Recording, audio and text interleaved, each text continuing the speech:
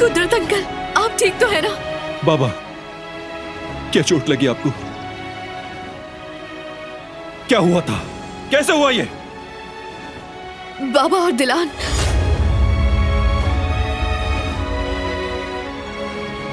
बाबा,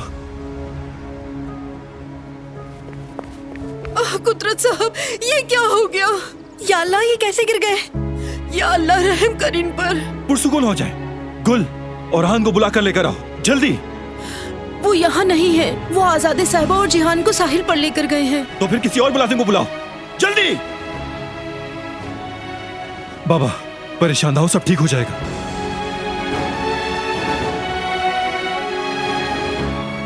फिक्र न करें। देखें, मैं यहां हूं, आपके पास।